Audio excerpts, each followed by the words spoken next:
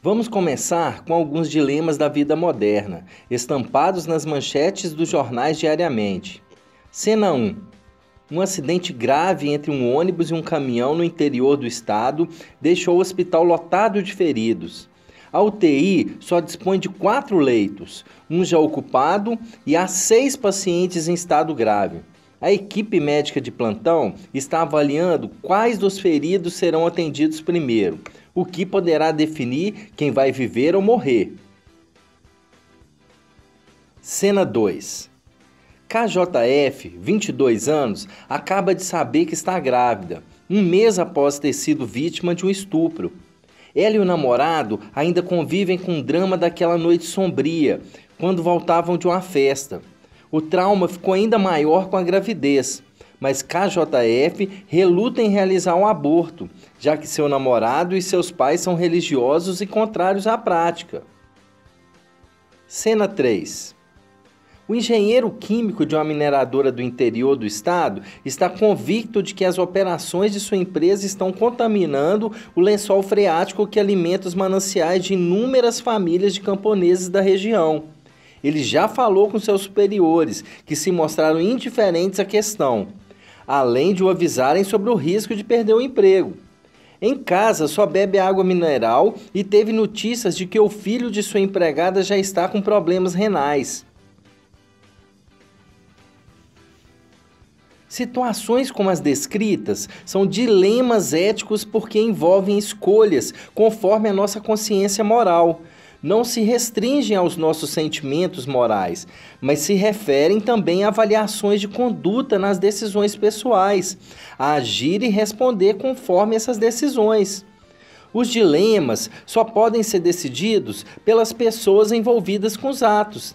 Daí nasce o agente moral, o sujeito moral ou a pessoa moral, que só pode existir se preencher as seguintes condições: ser consciente de si e dos outros, capaz de reflexão e de reconhecer a existência dos outros como sujeitos éticos iguais a si. Ser dotado de vontade, controlar e orientar os desejos, impulsos, tendências, paixões, sentimentos em conformidade com as normas e valores ou virtudes reconhecidas pela consciência moral. Capacidade de deliberar e decidir entre as várias alternativas possíveis.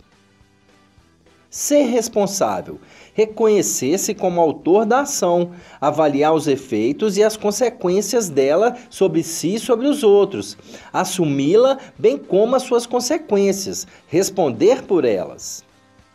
Ser livre, oferecer-se como causa interna de seus sentimentos, atitudes e ações, por não estar submetido a poderes externos que o forcem e o constranjam a sentir, a querer e a fazer alguma coisa.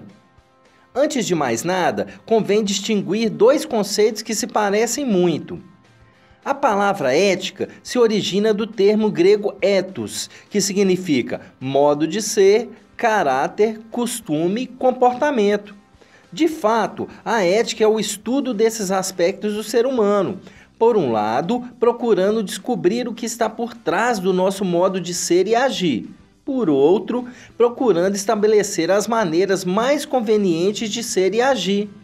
Assim, pode-se dizer que a ética trata do que é bom e do que é mal, mediante os valores que são construídos por um ser humano consciente e responsável, o agente moral.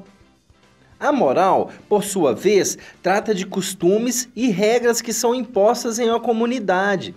São práticas históricas e localmente determinadas que visam regular o comportamento das pessoas segundo o que o grupo social acha certo ou errado. Enquanto a ética é constituída de valores, aceitos ou constituídos no íntimo do sujeito livre e consciente, a moral vem de um grupo externo, de forma a controlar o indivíduo. Daí dizemos que a ética vem de dentro, os valores, ao passo que a moral vem de fora, os costumes. A bioética não é uma nova ética.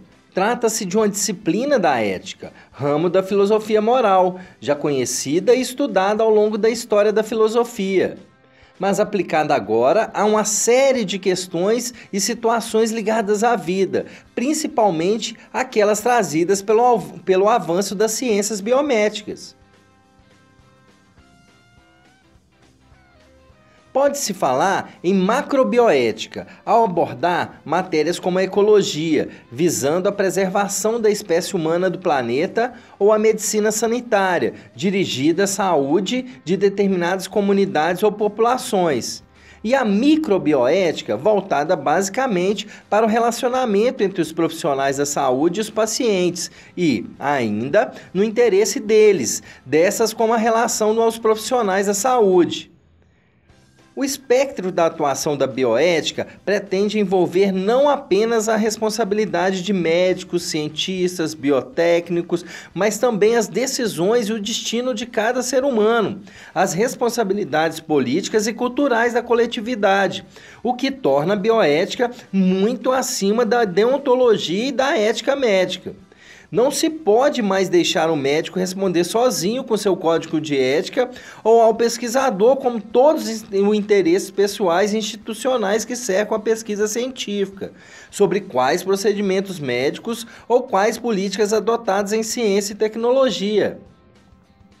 A este debate, que reúne primeiro a comunidade científica, pretende-se somar-se à sociedade civil, juristas, religiosos, filósofos e dirigentes políticos, todos interessados em fundamentar posturas e justificar escolhas.